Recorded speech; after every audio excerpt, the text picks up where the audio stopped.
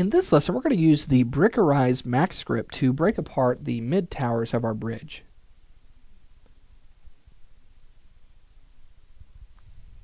Okay, so the mid towers I want to turn into bricks. They're not this ornate fractured tower here. I want these to be a bunch of bricks making this one. Now, in order for Brickerize to work properly, these objects must be boxes. Okay? Now, these boxes were created early on in this project, and I just kind of want to show you the issue that we're going to have whenever we don't actually build something to scale. Okay? Now you'll notice that this box, its length is actually 1 foot by 1 foot 8 inches and then by 5 feet high. Well, we can use a tape measure and take a look at this, and this bridge will actually be over 200 feet high. And what we want to do is actually delete out these boxes and recreate them. Okay? The Brickerize will only work to scale. Okay? And it's not going to work properly unless these are actually properly scaled. So let's delete these out. I'm going to go to my Create panel and Box, and I'm going to turn on Auto Grid and create a box right here along the top of this tower. Okay, and let's bring this up, and I'll just click one time to end that box creation. Now let's go ahead and go to our Modify panel, and I'm going to just type in some numbers here to round these lengths up. So I'm going to go to 18 feet on this one. On our width, I'm going to do 24, and let's do 24 feet. There we go. And on our height, I'm going to take this up to 80. Okay. And that should bring us right up underneath this top tower here. Okay. So with this one, I'm going to go ahead and hold down Shift and move this in the Y direction and let that rest right on that bridge access. Now at this point we can go ahead and change the color of these. So I'm going to select both of them, change them to black. Let's go to 3ds Max palette, change that to black.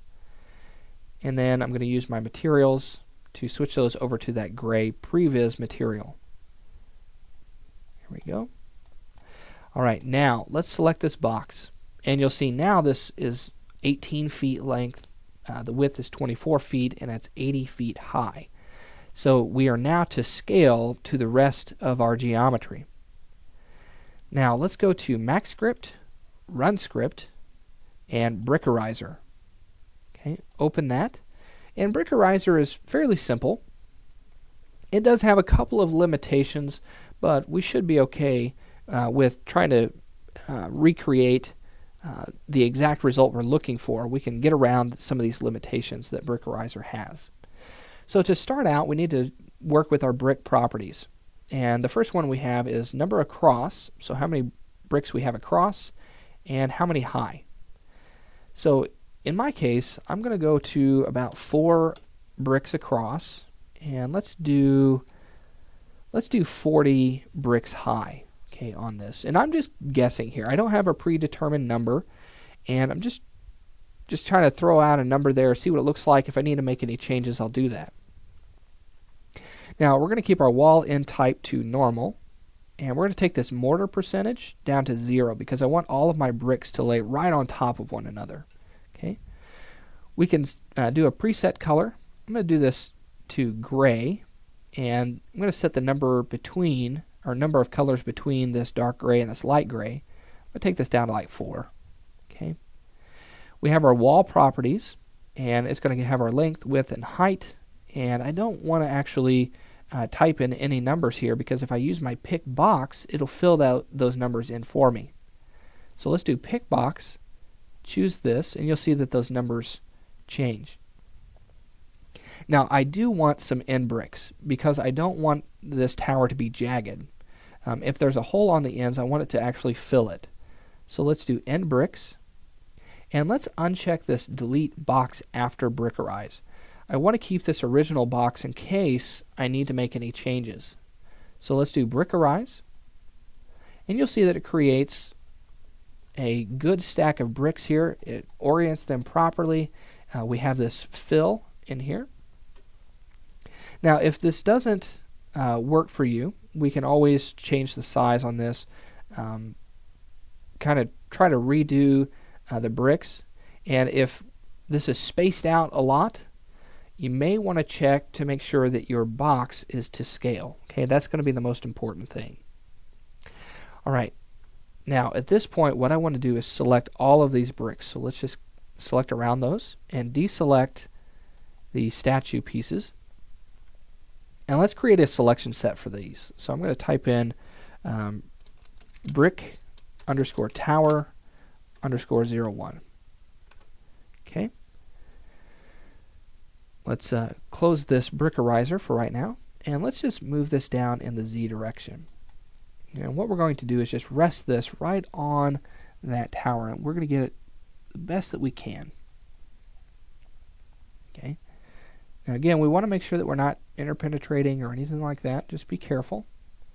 Now you'll notice that this is wider than my box, my original box, and that's just because of the fill. Okay. So we can actually work around this. Not a big issue. All we have to do is actually select these long bricks here. Okay, and we'll just select every other one. And if they're kind of hard to see, you might zoom in on them a little bit. Let's just do every other one. And this is one of those limitations. It doesn't actually create it to the exact size every time, but it's still very easy to get around. So with those selected, let's hit delete. And what we're left with are these fill bricks on the end. So let's actually select them.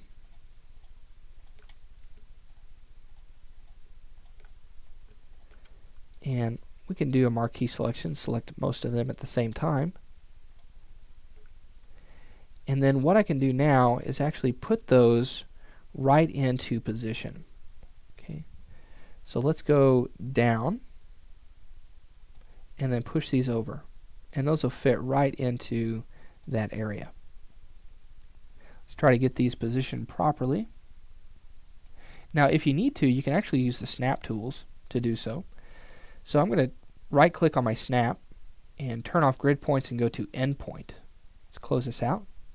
And I can actually select the endpoint on one of these bricks and snap it to another brick here. There we go. And let's hit Control Z there. We have that main box in there. Let's just delete that out. That's just kind of getting in the way here. Let's reselect all of those fill bricks. And let's try that again. I should have just deleted that in the first place. That's okay. Alright, so let's select this endpoint, click and hold on that, and click and hold on it, and let's move it right down in there. And we might have to do this to every single one. Sometimes that snap is a little squirrely. Click and hold. Okay, and you'll see that that yellow box goes right on the end there. So just click and hold on that, and then snap it right where you need it. Okay. Go. Click and hold, it'll be on the corner, and then move your cursor right over the corner that you want it to snap to.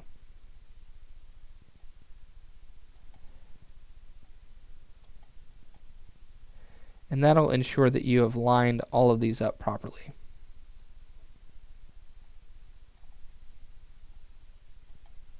Okay, got all of those. Let's make sure we get all of these down here. Now, like I said, sometimes this endpoint snap doesn't work properly all the time. It does take a little bit of practice. You just need to make sure that that yellow box is snapping right to the corner of the brick you're wanting to move, and then on the corner of the brick that you're wanting it to move to. So let's hit Control Z really quick. Sometimes the angle, it depends on the angle as well. Go. Finish this up. And you don't have to move, you don't have to do this exactly. Okay, you can actually move these into position just about. I'm just trying to keep from creating any issues whenever we apply dynamics to all of these. All right. So now let's go ahead and go to our selection set. Let's do bridge, or let's do our brick tower 0, 1. That'll select all of those. And let's change these over to dynamic. And let's open up our Mass Effects tools and go to our edit panel. Those are set to dynamic. Let's start those in sleep mode. Set these to concrete. And let's do our mesh type. And seeing how these are all made up of boxes, let's just set our mesh type to box. Make things a little bit easier. Now if I want to, I'm going to go ahead and actually just delete this box here. And I'm going to go to my selection set, brick tower. And I'm just going to hold down shift and move this in the Y and just copy this over. Let's hit OK. Now let's make sure that we actually turn off that snapping. Make this a little bit easier on ourselves. And move this over and line that up right there. Alright, so all that work is now taken care of, and we could test the dynamics on this if we want to. So in our case, I'm going to go ahead and grab my sphere. Let's move this over kind of toward the middle. I'm going to move my time slider just to kind of see where it's going to hit. That looks good. Let's start our simulation. Just kind of see how this is going to work out. Okay, those bricks got hit pretty well. The other tower is falling, and this is causing a chain reaction in the rest of my bridge. You can see all of this shifting.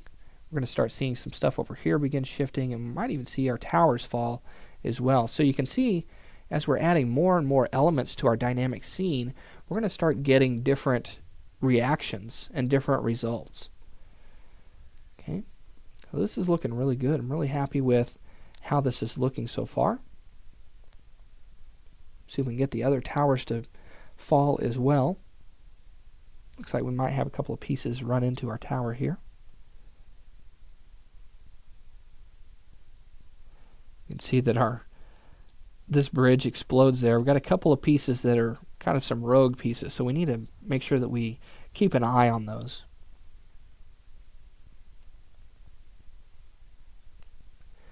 All right, so looking really, really good. Really happy with how this is turning out. So let's reset our simulation, and in our next lesson we're going to finish out these top pieces, and we're going to start working on the statue of our legs here. Okay, so we'll do that in the next lesson. I'll see you then.